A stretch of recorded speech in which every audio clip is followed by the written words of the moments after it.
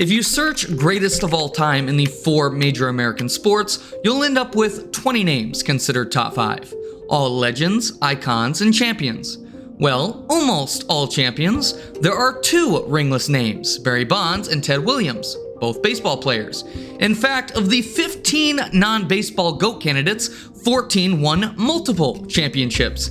To even find the first non-champion in the other sports, you'll have to scroll past as many as 24 other names. Now, it's no real secret as to why winning carries so little weight for baseball legacies. The best baseball player only gets about 11% of his team's plate appearances, and unlike basketball or football, teams can't decide who takes the game-winning shot. Baseball is equal opportunity. The lineup decides who comes up, not the moment.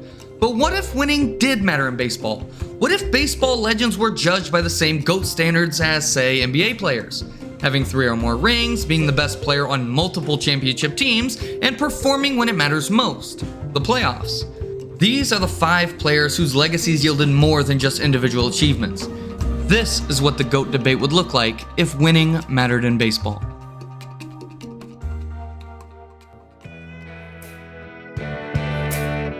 So he has to run now and play the outfield. There's a long drive to deep left going and gone. Jackson is homered to the outfield field. The kind of power that he has, even if some of the longer shots in baseball. The first step to enter this new GOAT conversation is to accumulate multiple championships. Often the easiest way to do that is to be the best player on a dynasty. The 1972-74 Oakland Athletics won an average of 92 regular season games on their way to 3 consecutive World Series championships. 1972 was a good year for Reggie, but he was not the A's best player. Joe Rudi led the American League in hits in what was his first of 3 career All-Star seasons. Possibly even more convincing as the team's best player is Catfish Hunter. In 72, Hunter threw nearly 300 innings with a 2.04 ERA. The ace on what was the second best pitching staff in baseball. This A's team would win their first championship this season, but Jackson would have to wait another year before he got his first chance to play in the World Series. During the ALCS, Jackson would tear his hamstring stealing home in Game 5. Just days before he would watch his team celebrate a World Series win over the Big Red Machine, Jackson laid in a Cincinnati hospital feeling miserable and cheated.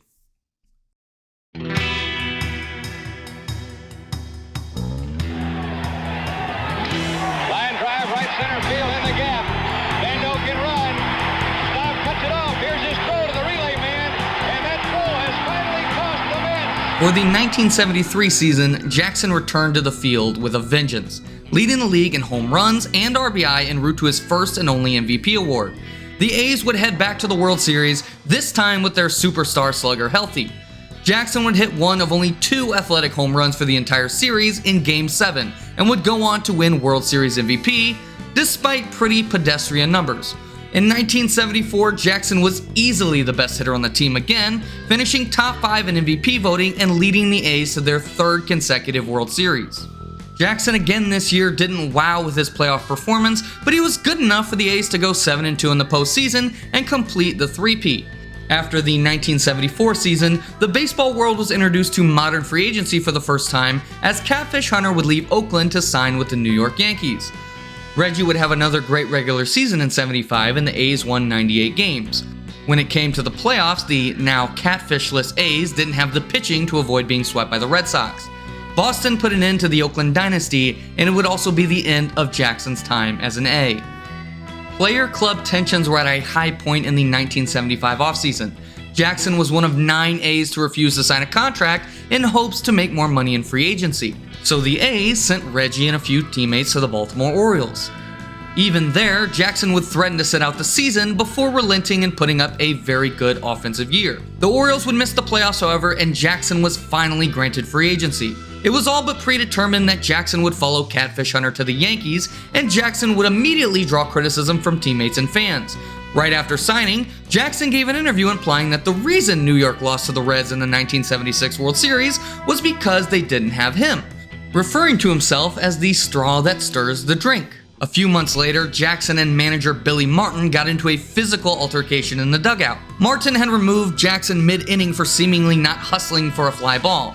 Yankees owner George Steinbrenner sided with Jackson, threatening to fire Billy Martin if he didn't bat Reggie cleanup for the remainder of the season. Steinbrenner would be proven right, as Jackson would go on a tear and the Yankees would storm all the way to the 1977 World Series. The same World Series that Reggie Jackson would become Mr. October. Reggie Jackson. Long drive right field, followed by a big World Series for Reggie Jackson. Hard shot left field, it's gone. Oh, what a World Series for Reggie Jackson. Goodbye. Oh, what a blow. What a way to top it off. Forget about who the most valuable player is in the World Series. At the time, Jackson was just the second man in baseball history to hit 3 home runs in a World Series game. His total of 5 for that year's World Series was also the most ever. 1978 was more of the same for Reggie, as he led the Yankees in OPS and home runs. The team overcame a 14-game deficit for the division after Billy Martin was replaced as manager. Jackson would homer in the 1-game tiebreaker and then 4 more times in the playoffs. The Yankees would successfully complete their back-to-back championship runs, giving Jackson what would be his final of 5 championships. When you lay the GOAT case for Reggie Jackson out, it looks like this: a 5-time champion in 7 years, 4 of which he was the best player on the team, 2-time World Series MVP, probably should have been 3, first player to be named a World Series MVP for 2 different teams, and was the regular season MVP in 1973. Jackson brought back-to-back championships to New York after a 15-year drought. After Jackson left, the Yankees wouldn't win another title until the next GOAT candidate came around. Jeter has been in the leadoff spot, and he goes after the first pitch, way back left field. Derek Jeter, he's on and out. Goodbye, home run. First pitch homer for Derek Jeter.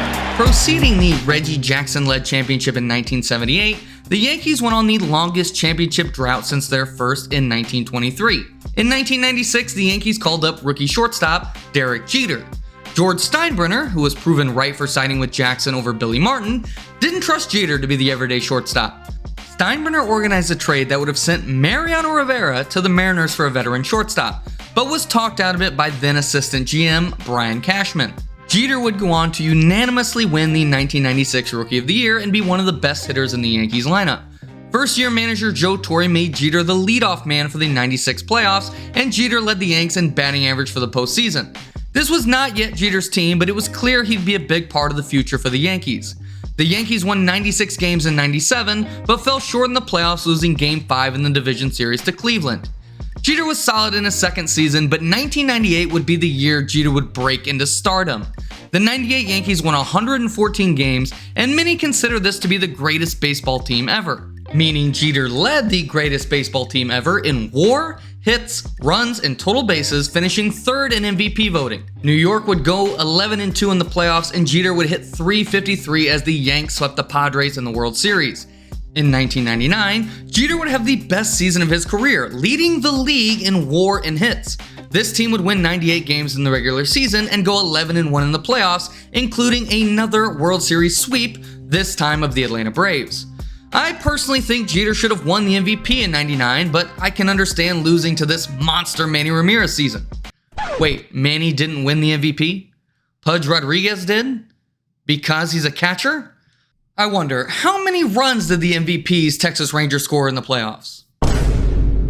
Jeter would lead the Yankees in average and OPS during the nearly perfect playoff run, and the team would look to complete the three-peat in 2000.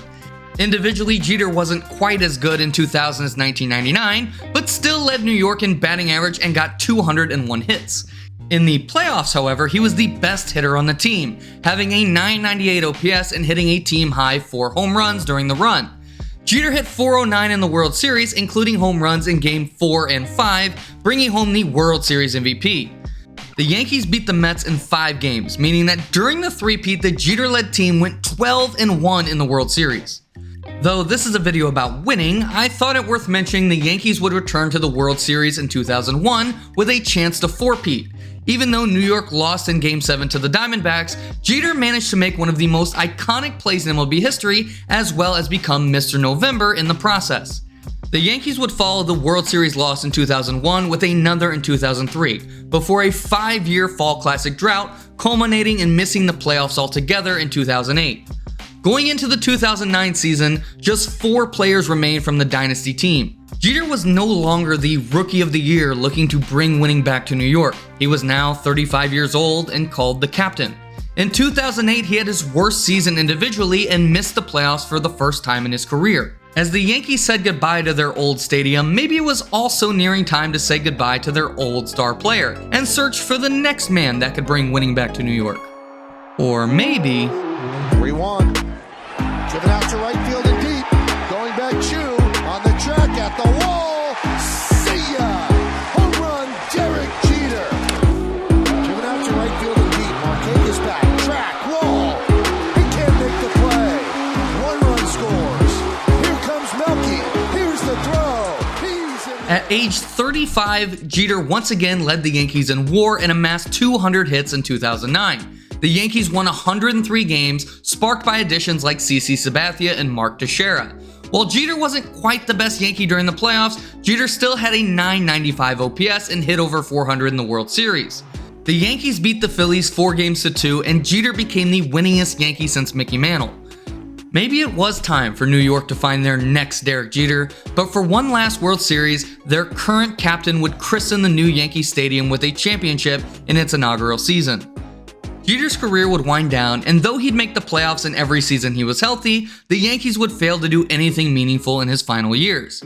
Jeter would set one final record with the most hits ever by a 38-year-old with 216 in 2012. 2 years later, Jeter would retire, and the Yankees still have not won a World Series since they lost their captain.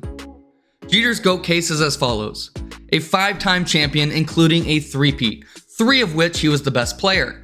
A 1-time World Series MVP, but was the Yankees' best postseason player twice. Career leader in playoff hits, doubles, and total bases. The championship drought between Reggie and Jeter felt long for Yankee fans, but the Yankees' biggest rival needed a GOAT candidate of their own to break an 86-year curse and bring a championship back to Boston. The payoff pitch. Big Poppy hits it to deep right field. Big Poppy and the Red Sox walk off with the win. Following the 2002 season, the Minnesota Twins had to make a decision on what to do with their designated hitter. David Ortiz was a 26-year-old and coming off a respectable season, his best to this point as a major leaguer in fact. Ortiz was eligible for arbitration, and after making $950K the previous year, the Twins figured an arbitrator would force them to pay around $2 million to keep him. After unsuccessfully trying to trade him, they just opted to release him. It was actually Red Sox ace Pedro Martinez who recommended Boston take a chance on Ortiz. Problem is, the Red Sox had already filled their designated hitter spot after trading for Jeremy Giambi, brother of the Yankee first baseman Jason Giambi. Boston invited Ortiz to spring training anyway, and he made the team as a bat off the bench. By the end of May, Giambi was hitting below 200, and Boston made Ortiz the everyday DH. Ortiz would hit 21 home runs in the second half alone, and despite struggling in the 03 playoffs, it was clear that he was the Red Sox DH for the foreseeable future. Ortiz would open 2004 as the cleanup hitter for Boston. The Red Sox would win 98 games and go into the playoffs as a wild card team. Ortiz would cap off a sweep of the Angels with a walk-off home run in Game 3, setting up a championship series between the Yankees and Red Sox. The Yankees would jump all over Boston, going up 3-0 in the series. No MLB team had ever come back from a 3-0 deficit in a 7-game series, and no one expected the cursed Red Sox to be the first. Ortiz got the deciding hits late in Game 5 and 6, and began the scoring with a home run in Game 7. In total, Ortiz drove in 11 runs in the ALCS and won the series MVP. Ortiz put up an over 1,000 OPS in the World Series as well, though the MVP went to Manny Ramirez as the Red Sox swept the Cardinals. Boston broke their 86-year curse, going 11-3 in the playoffs, and Ortiz was cemented as part of the future of the Red Sox. By 2007, Ortiz was the 3rd highest paid player on the team, but he was easily the best hitter. He led the league with a .445 OBP and put up 52 doubles and 35 home runs. The 2007 season capped off a 3-year stretch of Ortiz posing an above a 1,000 OPS. The Red Sox won 96 games and matched up with the Angels in the first round again. Ortiz would put up arguably the greatest hitting playoff series of all time as the Red Sox easily swept the Angels 3-0. Ortiz would have several big at-bats during the championship series as Boston beat Cleveland in 7 games. It would be another sweep for Ortiz and the Red Sox in the World Series, this time over the Colorado Rockies. Ortiz would get on base in over 50% of his plate appearances during the playoffs and maintain his perfect World Series record. Though the Red Sox would have winning records in 4 of the next 5 seasons, it did not come with much playoff success. After bottoming out with 69 wins in 2012, in large part to Ortiz missing over 70 games due to injury, Boston had nearly replaced every player from the 07 championship team. Only Ortiz and Dustin Pedroia remained from the starting lineup and no starting pitchers were left. The 2013 Boston team was just the 11th in MLB history to win a division after finishing last the year prior. Ortiz was easily the best hitter on the team again during the regular season, and Boston was the number 1 seed in the American League. Ortiz would put up a monster division series as the Red Sox beat the Rays 3-1. Despite a relatively quiet championship series, Ortiz would hit one of the biggest home runs in postseason history to prevent Boston from falling down 2-0. Swinging a high deep drive to right field. That one's scalded to right. Hunter on the move, racing back. It's over his head. It's gone. It's into the bullpen. This game is tied. This game is tied. David Ortiz. The Red Sox would beat the Tigers in 6 games and match up with the Cardinals again in the World Series. Ortiz would win World Series MVP in one of the best performances in World Series history. At one point, Ortiz reached base in 9 consecutive plate appearances, tying a World Series record. No player has had a higher OBP in a World Series with at least 20 plate appearances, tack on 2 home runs, 6 RBIs, and Ortiz won his 3rd and final ring with style. Ortiz would retire a few years later, ending his career with the greatest hitting season by a 40-year-old. David Ortiz joined a cursed franchise after being released by the Twins. A decade later, Big Papi was larger than life, and Boston had broken the curse and won 3 titles during his tenure. The GOAT case for David Ortiz looks like this: a 3-time champion, 2 of which Ortiz was the best player on the team, an OPS over 1,200 in the playoffs of every World Series run, ALCS MVP in 2004 and World Series MVP in 2013, 3-0 in the World Series and 12-2 in World Series games, and a multitude of individual playoff records. After the Yankees' dominance in the 90s, a wave of parity had entered the MLB in the 2000s. In the decade after the Yankees' three-peat, 9 different teams won the World Series, with the Red Sox being the only team to win twice. Was the era of dynasties over, or was baseball just waiting for the next GOAT candidate to make his mark on winning? Madison Bumgarner is in. And the shutout for Madison Bumgarner. Masterful strikeout to end the inning, and that's number 4. In the summer of 2010, Madison Bumgarner was called up to the big leagues to replace injured Giant starter Todd Wellmeyer. As it turned out, Wellmeyer would never start a Major League Baseball game again. Bumgarner pitched to an even 3 ERA in 18 starts, and when Wellmeyer got healthy, he was sent to the bullpen and shortly after released, so Bumgarner could stay in the rotation. Bumgarner pitched to a 1.13 ERA in September and earned himself a spot in the already loaded Giants playoff rotation. In his first ever playoff start, he pitched the Giants to a win and became the youngest pitcher in franchise history to win a playoff game. He'd pitch in 2 more Giant wins in the NLCS, helping send San Francisco back to the World Series. While the other GOAT cases in this video are cemented over years and hundreds of games, Madison Bumgarner's case can be made in just 5. Starting with... Here's another kid, 21-year-old Madison Bumgarner. The 0-2 from Bumgarner. Got him, struck him out, strikeout number 2. At 21 years old, Bumgarner became the first National League rookie to throw 5 scoreless innings in a World Series game, and then threw 3 more. He struck out 8 batters, including making future Hall of Famer Vladimir Guerrero look like this, and then doing it again. It was the best start by a rookie in World Series history, and his postseason ERA was the 2nd lowest ever by a rookie. The Giants would win their first World Series since 1954 the next game, and while this was not Bumgarner's team, the rookie battery of him and Buster Posey looked like the future of Giants baseball. San Francisco's 2010 title was the 9th different team in the last 10 years to raise the World Series trophy. Maybe winning multiple championships with the same core just wasn't possible in today's MLB. It's 2012 and Bumgarner is now the number 2 in the Giants rotation behind Matt Cain. During the regular season, Bumgarner was very good once again, throwing over 200 innings with a 3.37 ERA and 191 strikeouts, but he was having a rough postseason to say the least. Although the legend of World Series Madison Bumgarner was still being written, everyone remembered his performance as a rookie from just 2 years ago. The rest of the playoffs didn't matter, this is where he needed to show up. And show up he did. With 2 out. Another strikeout, number 5. Great jump. Throw over and out to end the inning. That's back to Bumgarner. 7 innings, 8 strikeouts, and allowed just 2 hits. The Tigers only got 1 runner in scoring position his entire outing. San Francisco would score in the bottom half of the 7th, and the bullpen would close the game out. Bumgarner had now thrown 15 consecutive scoreless World Series innings to start his career.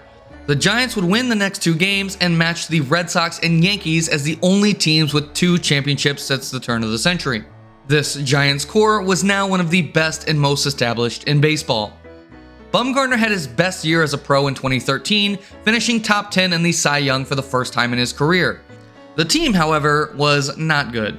The Giants won just 76 games thanks mostly to the starting rotation besides Bumgarner all having poor seasons. In 2010, Bumgarner was a 20-year-old called up to be the 4th man in the rotation. In 2012, he was number 2 to Matt Cain's number 1, but in 2014, he was the ace of the staff. He would start opening day for the first time in his career, and for the entire season, he was who the Giants would look to in big games. San Francisco won 88 games and would be the last NL team to make the playoffs. In 2014, that meant a 1-game wildcard playoff with the Pirates. Mad Bum was named the ace back on opening day, but this was his first time to prove it. A winner-take-all, loser-goes-home, one-and-done to keep the Giants season alive. Bumgarner dominated. A complete game shutout with 10 Ks. Bumgarner would start 3 more games in the next 2 rounds of the playoffs as the Giants upset both the number 1 seed Nationals and number 3 seed Cardinals. The Giants were headed to the World Series once again. Bumgarner's postseason numbers looked like this, and just 7 months after being named the opening day starter, Bruce Bochy announced Madison Bumgarner would start Game 1 of the World Series.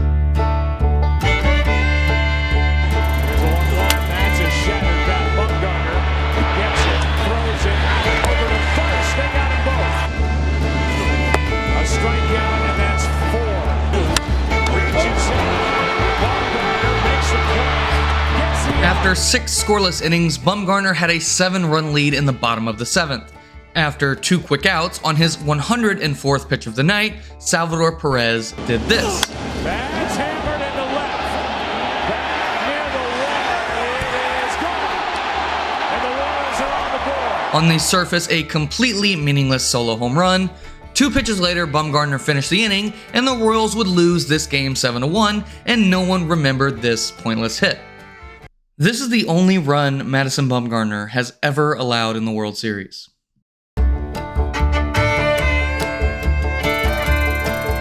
On 4 days rest, Bumgarner would take the mound in a pivotal Game 5 of a tied World Series. The Giants would get a couple in the first 4 innings, and Joe Buck would say what we were all thinking. For some reason, when number 40's on the mound for the Giants, 2 runs almost seems insurmountable. Bumgarner would throw the whole game, shutting out the Royals in 117 pitches.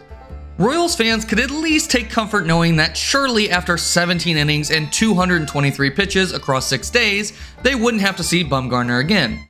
Surely. Surely? Madison Bumgarner is up. Getting ready as we play in the 5th inning now. Herrera gets through the top of the 5th, and here he comes. Madison Bumgarner. Haynes strikes out, and Bumgarner adds another scoreless inning. In one of the most iconic performances in World Series history, Madison Bumgarner would pitch on 2 days rest and throw 5 scoreless innings protecting a 1-run lead. San Francisco would win the World Series, giving the Giants 3 championships in 5 years. Despite Bumgarner entering in the 5th inning, the scorekeepers decided to give Jeremy Affeldt the win, who pitched the 3rd and 4th. Which meant Bumgarner was credited with a 15-out save, the longest ever in the Fall Classic. The GOAT case for Madison Bumgarner is simple. His 2014 is the greatest World Series pitching performance in the modern era. His career World Series ERA of 0.25 is the lowest ever.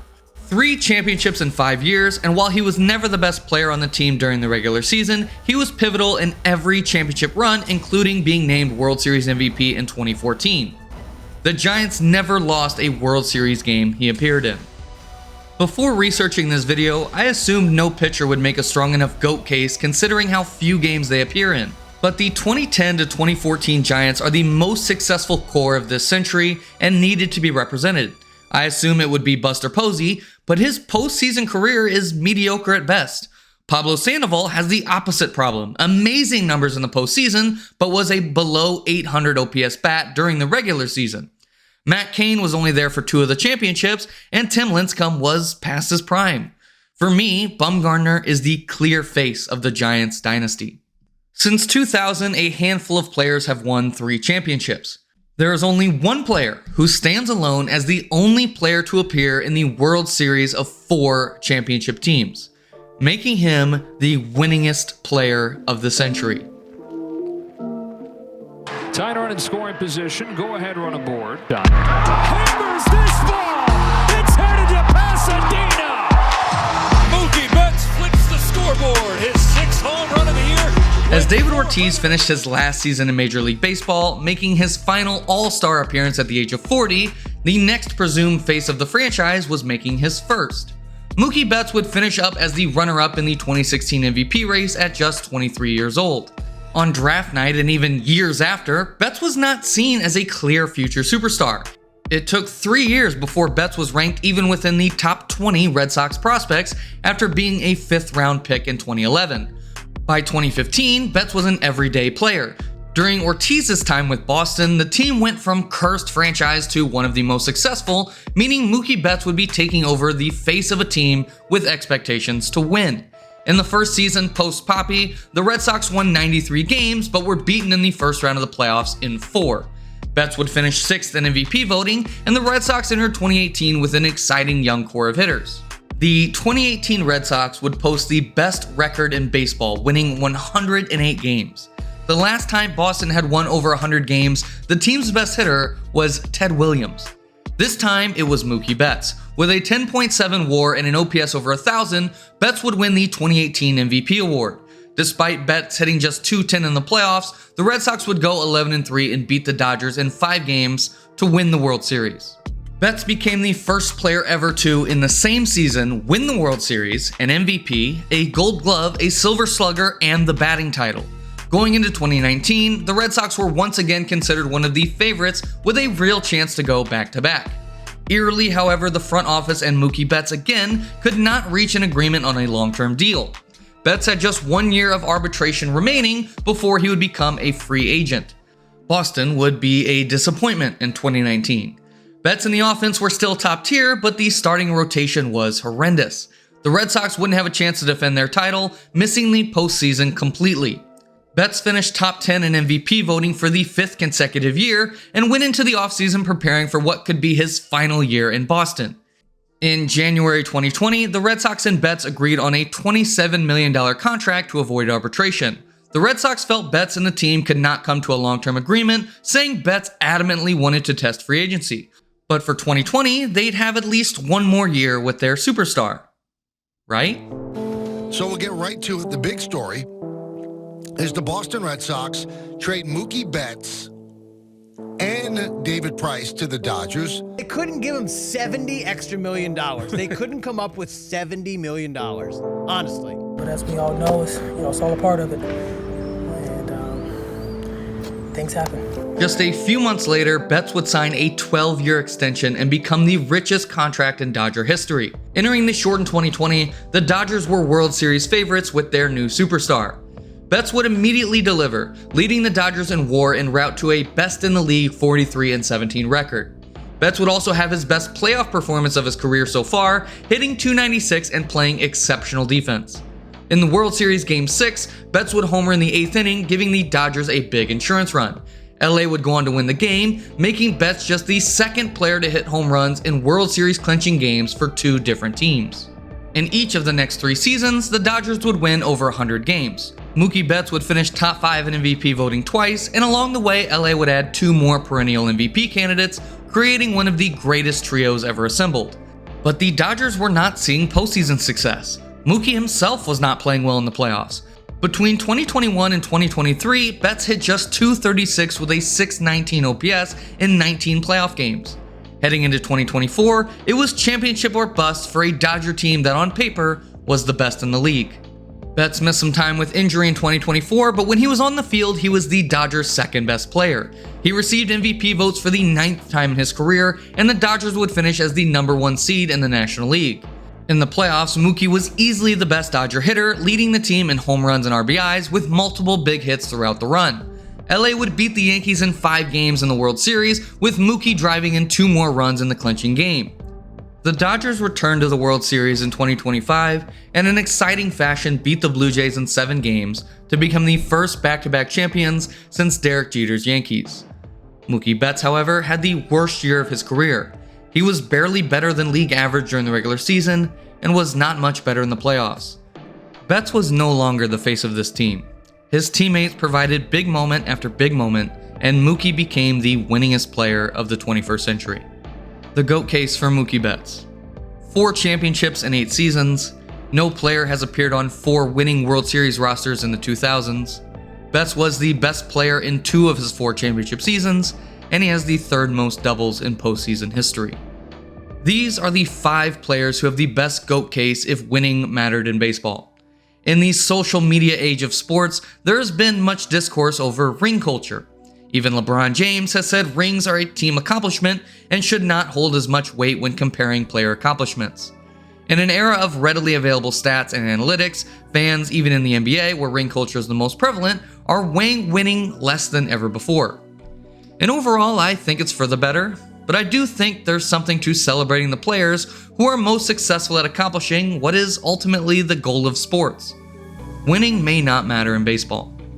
But when I watch players perform on the biggest stage, creating memories that will far outlast their playing careers, when I watch them celebrate in the middle of the field and hold up that trophy at the end of a long postseason run, all I can think is, how can winning not matter?